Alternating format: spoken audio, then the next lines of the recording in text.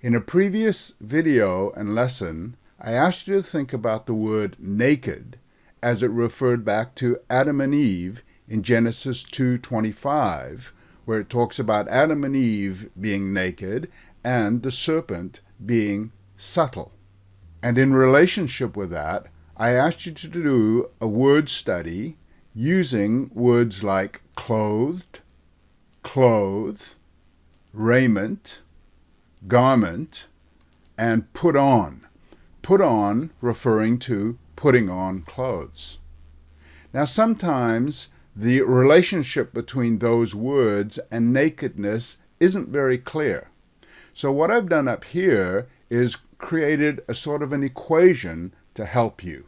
So when it says that Adam and Eve were naked, remember that's referring to their positive nakedness. And in relationship to the clothing, that means absence of dirty clothing. That means that their positive nakedness, they did not or they were not wearing dirty clothes. On the other hand, it means the presence of clean clothes. So the clean clothes is related to the positive subtlety. It's related to their wisdom.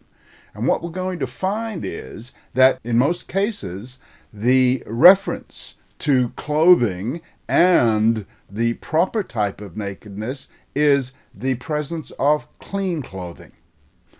On the other hand, when it comes to the serpent and his negative nakedness, now, once again, as I said, that sounds a bit ridiculous, but this is what it's referring to. With regard to the serpent and his negative nakedness, it's referring to the absence of clean clothing and the presence of dirty clothing.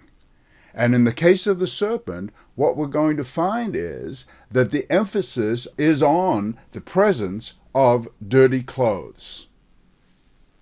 So now we're going to go over to our tool, and I hope you have taken the time to practice with these tools, to look up those particular words and to find verses that are related to the nakedness of Adam and Eve and the serpent. The first one that we're going to look at here is Revelations 3 and verse 18. I counsel you to buy of me, this is Christ talking here, gold tried in the fire, that you may be rich, and here it is, and white raiment. So this is talking about the proper clothing, that you may be clothed, and that the shame of your nakedness do not appear. That we get rid of the bad nakedness with the proper clothing. And anoint your eyes with eye salve, that you may see. So basically, this context is suggesting that we return to the proper positive nakedness of Adam and Eve by having the presence of clean white raiment. Now there's a whole other concept in this verse that you can do a study on, and it's contained here at the end of the verse where it says that you may see. So a person who has a positive nakedness, like Adam and Eve, with the presence of clean and white raiment, is someone who can see, as the end of this verse says, that you may see. In other words, see with your eyes. And this is a whole other concept, as I mentioned, because the opposite of seeing is blindness. And we know that those who are biblically blind, spiritually blind, they can't see. And that is the negative nakedness, and that is the nakedness that characterized the serpent. So we go on to the next verse here, and it's in Revelations 19:8. And 19:8 says, and to her was granted that she should be arrayed in fine linen. Notice that again, clean and white. For the fine linen is the righteousness of the saints. So once again, this fine linen, and I'm not going to go into the details of the context here, is referring to righteousness. And at the juncture in Genesis chapter 2:25, where it talks about Adam and Eve and their positive nakedness, they were righteous. So once again, we see the parallels here. For our third passage, we're going to go over to Revelations 17:4. And this we're going to see is actually a negative nakedness. And we're going to see what this negative nakedness is.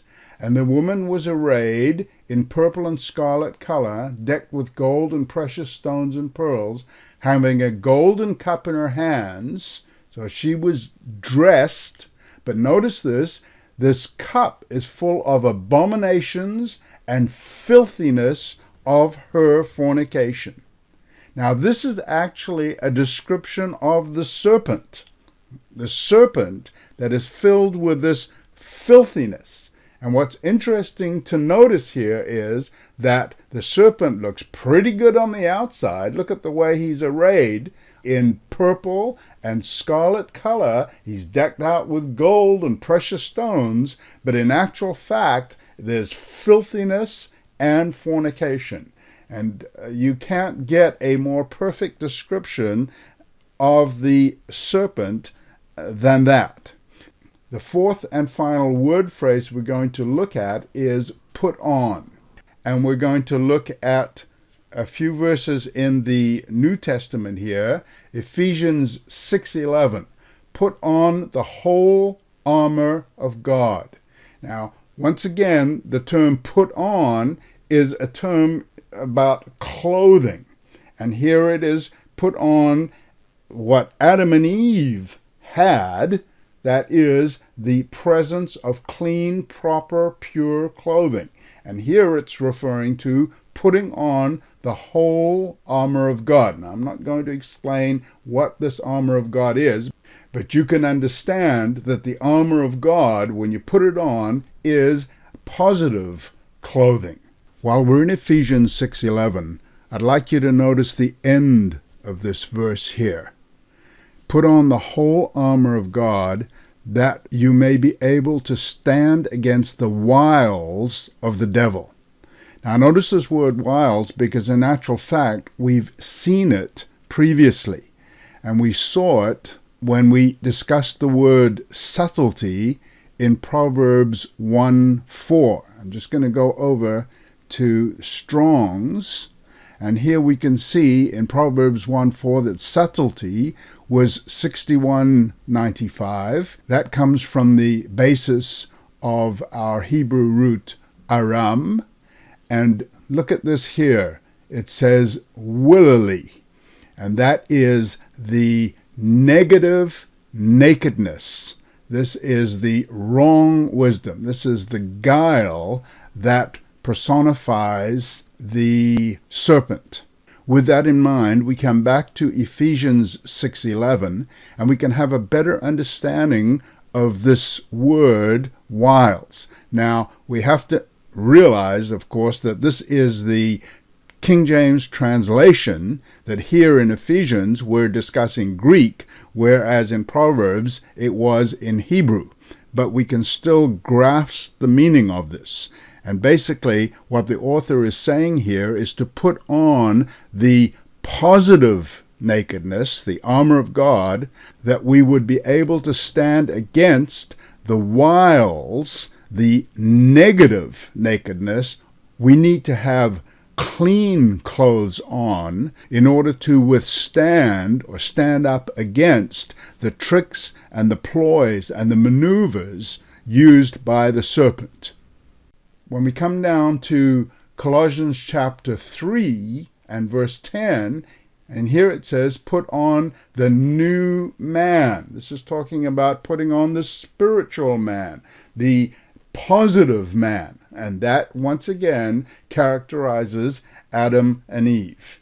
And then verse 12, put on therefore as the elect of God, holy and beloved, bowels of mercies, kindness, humbleness of mind, meekness, long-suffering, and verse 14, above all of these things put on charity, which is the bond of perfectness. Now you see this bond of perfectness once again. That is the perfect state of positive nakedness that we find Adam and Eve in.